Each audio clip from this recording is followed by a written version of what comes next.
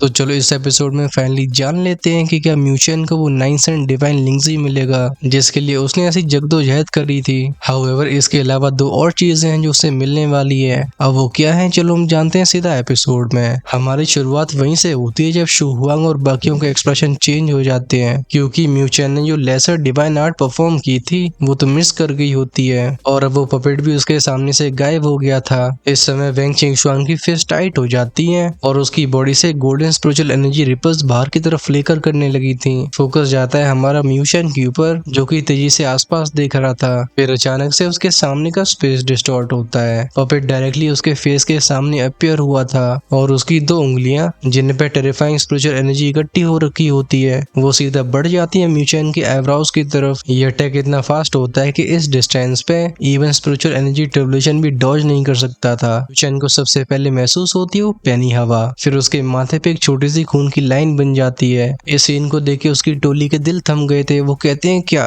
और इसके अलावा बाकी के लोग भी यही सोचते हैं। अभी पपेट की उंगलियां म्यूचियन के माथे से बस 1 इंच की दूरी पे होती है। हाउएवर यही वो इंस्टेंट भी था जब अचानक से म्यूचियन की वो बंद आंखें खुली थी। उसकी आंखों में कोई फियर नहीं था बल्कि होती है मॉकिंग स्माइल, जैसे वो प्रे नहीं बल्कि हंटर हो। उसके हाथ तुरंत ही हैंडसीज को फॉर्म करते हैं। ऐसा होते म्यूचियन के पैरों के नीचे का प्लेटफॉर्म ट्रेम्बल हुआ था और बूम के साउंड था। इसमें से निकलता है डेजलिंग ग्रीन ऑरा। ये एक स्विच के साउंड साथ किसी जायंट ब्लेड की तरह ऊपर की तरफ शूट हुआ था और उस पपेट की बॉडी के आर पार निकल जाता है। हम पपेट को तुरंत ही अपनी जगह पे जमते हुए देखते हैं और उसकी उंगलियां म्यूचियन के फोरहेड को टच करती हैं, लेकिन इसका कोई असर नहीं था क्योंकि इनमें कोई पावर नहीं बची थी। फिर कुछ मोमेंट्स के बाद क्लॉक के साउंड के साथ हम उस पपेट के वेस्ट को 2 हिस्सों में कटते हुए देखते हैं। उसकी पर्पल आंखों की लाइट तुरंत ही डिसअपियर हो जाती है और हमें उसके पीछे के आसमान में वो जायंटिक ग्रीन व्हील दिखाई दिया था जो कि ट्रेम्बल होकर धीरे धीरे गायब होने लगा था। म्यूचियन सामने पड़े पपेट को देख के हल्की स्माइल करता है। वो कहता है वो पहला अटैक नहीं था बल्कि ये था रियल अटैक। इस समय स्पिरिचुअल ट्रेजर माउंटेन के बाहर पूरी तरीके से साइलेंस फैल चुका था।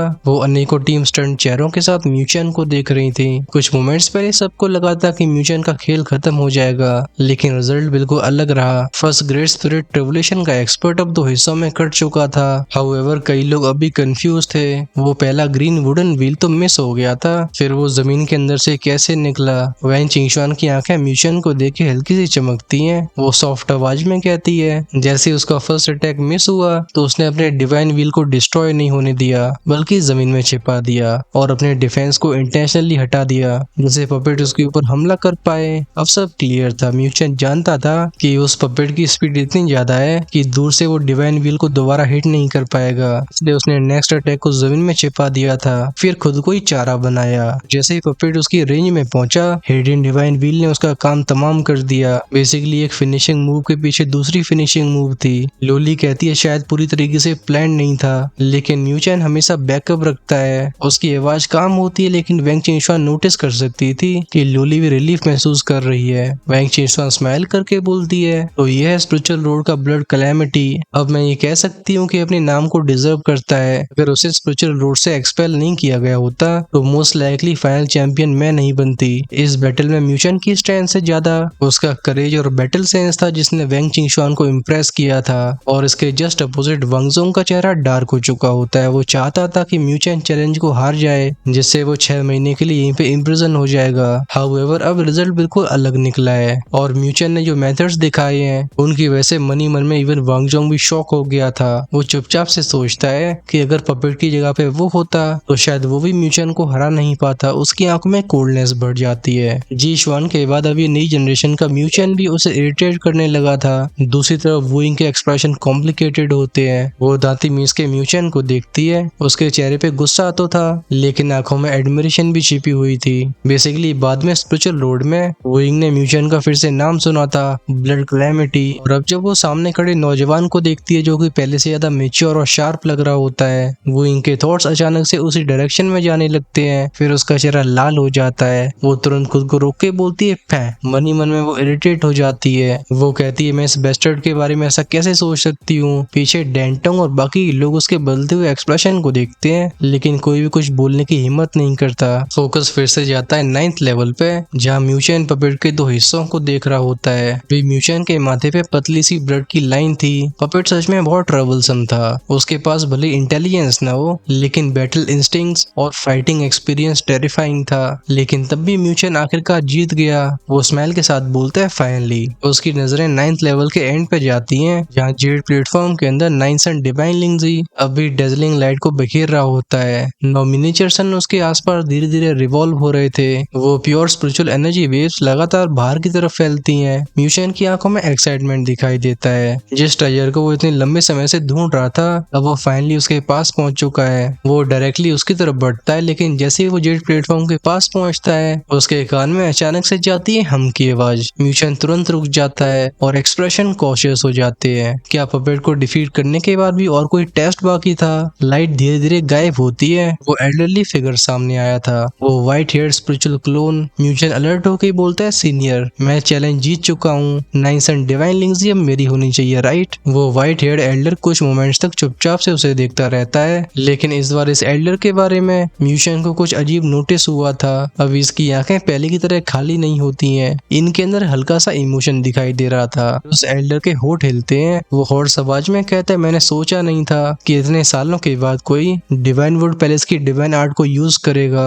म्यूचन के एक्सप्रेशन तुरंत ही चेंज हो जाते हैं। वो रियलाइज करता है कि ये बस प्रोग्राम स्पिरिचुअल क्लोन बात नहीं कर रहा है। शॉक होकर पूछता है, सीनियर आपकी कॉन्शियसनेस अभी मौजूद है? व्हाइट हेड एल्डर सॉफ्ट आवाज में कहता है, घबराओ मत। जब तुमने हमारे डिवाइन वुड पैलेस की डिवाइन आर्ट को यूज किया तो मेरी रेमिनेंट कॉन्शियसनेस का एक छोटा सा हिस्सा जाग चुका है, ज्यादा देर तक नहीं रहेगा। म्यूचन थोड़ा रिलैक्स होके बोलता है, सीनियर आपका नाम? वो एल्डर दूर देखते हुए साय करके बोलता है, अब डिवाइन वुड पैलेस ही नहीं रहा तो मेरा नाम याद रखने का क्या फायदा? फिर वो म्यूचन को ध्यान से देखे कहता है कि तुम काफी अच्छे सैपलिंग हो, यानी कि सीड हो। अफसोस की बात है कि तुम मेरे डिवाइन वुड पैलेस के डिसाइपल नहीं हो। म्यूचन उसकी बातों में छिपे हुए मतलब को तुरंत ही समझ जाता है। उसकी आंखें हल्की सी चमकती हैं और वो स्माइल करके बोलते हैं, अगर सीनियर को ऑब्जेक्शन न हो तो मैं डिवाइन वुड पैलेस का नाम में डिसाइपल माना जा सकता हूँ। मतलब रियल तो नहीं, लेकिन एक रिप्रेजेंटेटिव डिसाइपल। ये सुन के व्हाइट हेयर्ड एल्डर के चेहरे पे आती है हल्की सी स्माइल। वो म्यूचन की तारीफ करते हुए कहता है, स्मार्ट लिटिल फेलो।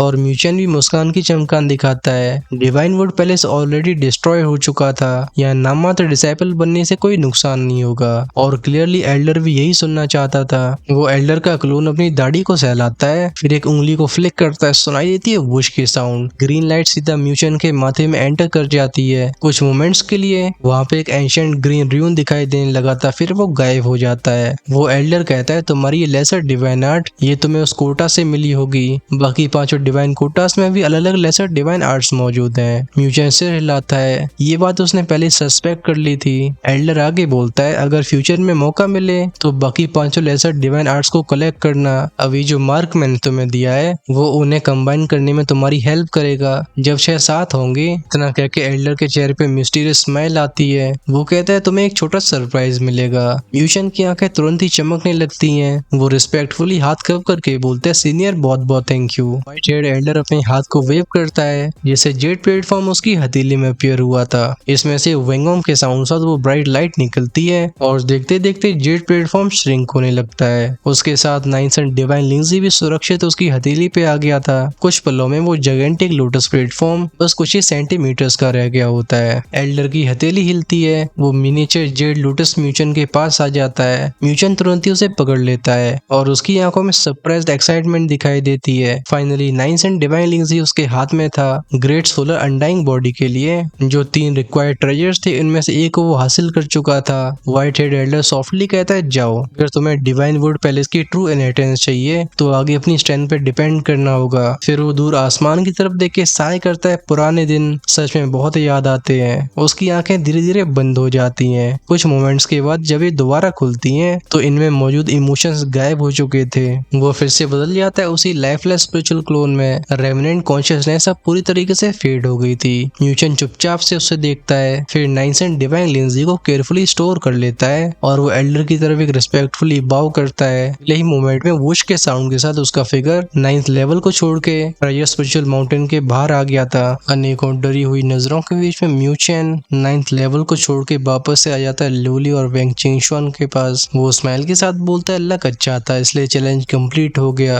बहुत एम्बैरेसिंग तो नहीं था, राइट? ल्यूली स्माइल के साथ सिर को हिलाती है, लेकिन वेंग चिंगशुआन तुरंत ही बोलती है, बस ठीक ठाक ही था, इतना खुश होने की जरूरत नहीं है। अगर मैं तुम्हारी जगह होती तो वो पपेट मुझे इतनी मुश्किल में डाल ही नहीं पाता। अब इस लड़की के सामने हेल्पलेस तो म्यूचेन भी होता है, और वैसे भी उसकी कल्टीवेशन वेंग चिंगशुआन से लो थी। अगर वो भी स्पिरिचुअल एनर्जी ट्रिब्यूलेशन एक्सपर्ट होता तो इस first grade spirit tribulation puppet से फाइट करना उसके लिए भी आसान था। म्यूचेन बाकी लोगों की तरफ देख के पूछता है, तुम लोग चैलेंज नहीं करोगे? स्पिरिचुअल टाइगर माउंटेन के रूल्स के हिसाब से म्यूचेन अपना एक चांस यूज कर चुका था, लेकिन लोली, वेंग चिंगशुआन और बाकी लोग अभी चैलेंज ले सकते थे। माउंटेन पे नाइस एंड डिवाइन लिंजी के अलावा भी कई रेयर ट्रेजर्स मौजूद होते हैं। चिंगशुआन और लोली बिना हेजिटेशन के नोट करते हैं। इतनी दूर आने के बाद ही खाली हाथ वापस तो बिल्कुल नहीं जाने वाले थे। शु हुआंग, जाओ चिंगशेंग और म्यू फेंगयांग थोड़ा सा हेजिटेट करते हैं। वो पूछते हैं, हम भी? फेलियर का यहाँ पे मतलब था 6 महीने का कारावास यानी कि इम्प्रिजनमेंट, लेकिन अगर वो पीछे हटते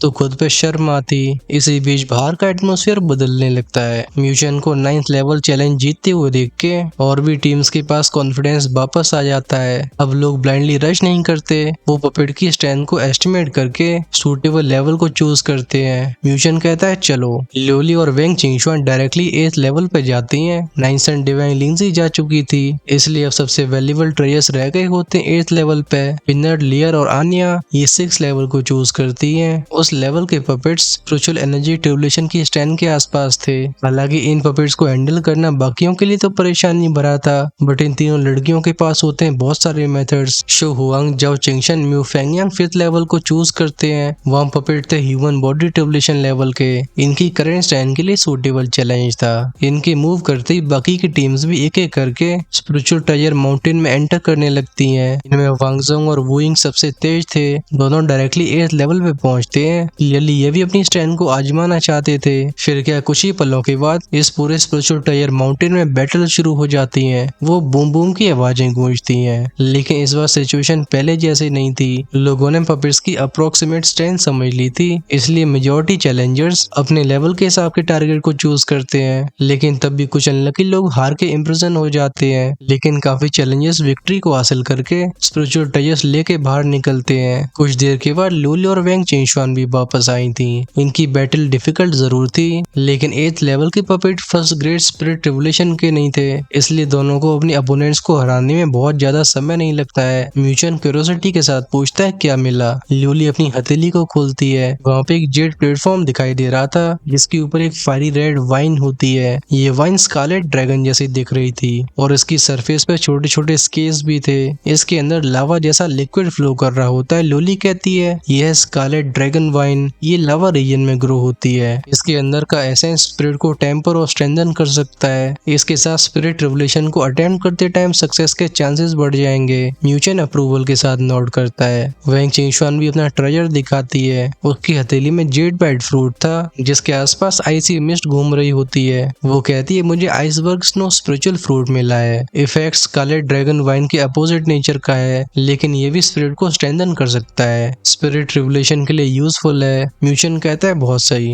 ये दोनों ही ट्रेजर्स इनके नेक्स्ट ब्रेक थ्रू में काफी वैल्यूएबल थे। कुछ देर के बाद पिनर, लेयर, आन्या, शु हुआंग और बाकी के लोग भी वापस लौट आते हैं और सबके एक्सप्रेशंस को देख के ऐसा लग रहा था जैसे इन्हें अच्छा रिजल्ट मिला है। स्पिरिचुअल टाइगर माउंटेन की ट्रिप में इनके पूरे ग्रुप को बड़ा फायदा मिला था। तभी गूंजती एक वुश की साउंड। वांगजोंग 8th लेवल से वापस लौटता है। उसके कपड़ों पे बैटल के निशान साफ दिखाई दे रहे थे। क्लियरली उसकी फाइट भी आसान नहीं थी। वो बाहर आते ही म्यूचुअल को डार्क नजरों से देख के कहता है चलो। सेंट स्पिरिचुअल एकेडमी की तीनों टीम्स तेजी से यहाँ से निकल जाती हैं। वांगजोंग उस बैटल के बाद कमजोर था। उसे डर होता है कि म्यूचुअल इस मौके का फायदा उठा के उस पर हमला न कर दे, लेकिन इन सबको रफू चक्कर होती हुई देख के म्यूचुअल बस स्माइल पास करता है। वो इन्हें रोकता नहीं है। अभी 9th एंड डिवाइन लिंजी उसके पास थी और आसपास कई लोग सीक्रेटली उस ट्रेजर पे नजर रखे हुए होते हैं। हाँ, उसका ग्रुप स्ट्रॉन्ग जरूर था, लेकिन इसका मतलब ये नहीं था कि वो अननेसेसरी बैटल को शुरू कर दे, क्योंकि जैसे ही स्ट्रॉन्ग टीम को उसकी कमजोरी दिखाई देगी ये मौका नहीं छोड़ने वाले। इसलिए अभी शांत रहना बेहतर था। जोंग के बाद वुइंग भी अपनी टीम को लेकर चली जाती है। म्यूचुअल के मन में वुइंग को लेकर कोई भी हॉस्टिलिटी नहीं थी, लेकिन वो ये भी जानती थी कि लड़की उसे छोड़ने वाली नहीं है। वेंग चिंगशुआन साइड में कहती है क्या हुआ, उसे जाते हुए देख के दुख हो रहा है। फिर वो स्माइल के साथ पूछती है वैसे तुम्हें पता है कि वुइंग का एल्डर ब्रदर कौन है? ये सुन के म्यूचुअल स्टंट हो गया था। उसके दिमाग में तुरंत एक नाम आता है। वो कहता है वुलिंग। वेंग चिंगशुआन सिर हिलाती है। म्यूचुअल के एक्सप्रेशन ऑकवर्ड हो जाते हैं। बेसिकली वो स्पिरिचुअल रोड में वुलिंग से फाइट कर चुका था। अगर एक सर्टेन लेवल पे खा जाए तो वो जीशुआन से इंफीरियर नहीं होता है। हालांकि म्यूचेन और वुलिंग के बीच में कोई गहरी हेट्रेड नहीं होती है, इसलिए इनके बीच की फाइट में जीशुआन वाली ग्रज नहीं थी। लेकिन अभी प्रॉब्लम कुछ और होती है। वो यिंग वुलिंग की यंग सिस्टर थी। म्यूचेन मनी मन में सोचता है कि अगर वुलिंग को पता चल गया स्पिरिचुअल रोड में उसने उसकी छोटी बहन के साथ क्या किया था तो शायद सिचुएशन काफी ट्रबलसम हो जाएगी। वैंग चिंगशन उसके एक्सप्रेशन को देख के हंसने लगती है। वो कहती है तुम्हारा लक सच में कमाल है। स्पिरिचुअल रोड में जितने ट्रबलसम लोग हैं वो न जाने किसी न किसी तरीके से तुम्हारे दुश्मन बन चुके हैं। म्यूचेन उसकी तरफ देख के स्माइल करके बोलता है और स्पिरिचुअल रोड की सबसे डेजलिंग चैंपियन तो अब भी मेरे सामने खड़ी है। वो कहता है शायद फाइनल्स में तो मेरी सबसे डेंजरस अपोनेंट्स में से एक होगी। उसका मतलब साफ था। हालांकि अभी वो कोलैबोरेट कर रहे हैं लेकिन ये बैटल का अलायंस कभी भी खत्म हो सकता था। और म्यूचेन अच्छे से जानता था कि वैंग चिंगशुआन वुलिंग या जीशुआन से बिल्कुल भी कम डेंजरस नहीं थी। वैंग चिंगशुआन अपना सर उठा के बोलती अगर वो पलाया तो मैं तुम्हारे खिलाफ बिल्कुल होल्ड बैक नहीं करूंगी। ल्योली दोनों को देख के हेल्पलेसली स्माइल करती है। वो पूछती अब हमें कहाँ चलना है। ये सुन के म्यूचेन अपने माथे के सेंटर में टच करता है। उस व्हाइट हेयर्ड एल्डर के द्वारा दिया गया वो एंशिएंट ट्री र्यून अब भी उसके माइंड में था। उस र्यून से म्यूचेन को डिवाइन वुड पैलेस के अंदर कई छिपी हुई लोकेशन की इंफॉर्मेशन मिली होती है और अब उसे ट्रू इनहेरिटेंस के बारे में भी पता था। म्यूचेन साउथ वेस्ट की तरफ देखता है। दिशा में जहाँ जहाँ तक नजरें जाती हैं वो अनंत हरे भरे पहाड़ दिखाई देते हैं। एंशिएंट र्यून की इंफॉर्मेशन के हिसाब से वहाँ डिवाइन वुड पैलेस का एक बेहद इंपॉर्टेंट एरिया है और उस जगह पे जो मिलेगा वो ग्रेट थाउजेंड वर्ल्ड की सबसे इंपॉर्टेंट चीजों में से एक है सॉवरन स्पिरिचुअल लिक्विड। ये इतनी वैल्यूएबल चीज है कि इवन सॉवरन रियम के एक्सपर्ट्स भी इसके लिए फाइट कर सकते हैं। म्यूचेन की आंखों में लाइट फ्लिकर होती है। नेचुरली वो भी ऐसी अपॉर्चुनिटी को जाने नहीं देने वाला था। अब भाई मौके की बात आ गई है तो लगता है इस एपिसोड को खत्म करने का सबसे अच्छा मौका है क्योंकि बीटीटीएच की अभी तैयारियां चल रही हैं और उसके रिसोर्सेज को प्रिपेयर करने में थोड़ा सा समय और लगेगा। इसलिए तुम्हारा भाई वो समय निकाल रहा है यहाँ से और आपको चिंता करने की जरूरत नहीं है। फ्यूचर में आपको टीजीआर के 20 मिनट के वीडियोस लगातार मिलते रहेंगे और बीटीटीएच को रखा जाएगा 25 मिनट से ऊपर का। और वैसे भी यहाँ से लुका छिपी वाला खेल शुरू होने वाला है और हमें इसमें जल्दबाजी करने की जरूरत नहीं है। चीजें इंटरेस्टिंग तब होंगी जब म्यूचेन पहुंचेगा उस डेस्टिनेशन पे जहाँ सॉवरन स्पिरिचुअल लिक्विड मौजूद है क्योंकि वो ट्रायर डेफिनेटली उसके हाथ में आसानी से तो लगने नहीं वाला। खैर बने रहो हमारे साथ जिससे आपको शानदार स्टोरीज लगातार एंजॉय करने को मिलती रहेंगी और जिसे कल का एपिसोड का इंतजार नहीं हो रहा है स्पेशली बीटीटीएच सुप्रीम रियल्म का स्टार्टिंग एपिसोड वो डेफिनेटली हेल गार्डन की मेंबरशिप का हिस्सा बन के न सिर्फ हमें सपोर्ट कर सकते हैं बल्कि एंजॉय कर सकते हैं अर्ली एक्सेस वीडियोस को। और वैसे भी फ्यूचर में आपको मेंबरशिप का फायदा बहुत मिलने वाला है। सो यह ज्वाइन का ऑप्शन मिलेगा चैनल की होम पेज और सब्सक्राइब की साइड में। I think you should definitely check that out. और इस एपिसोड में सबसे ज्यादा क्या पसंद आया है हमें कमेंट्स में बताओ। वीडियो को लाइक करना भी बिल्कुल मत भूलना। चलो अब सीधा मिलते हैं बैटल थ्रू दी हेवंस के एपिसोड में।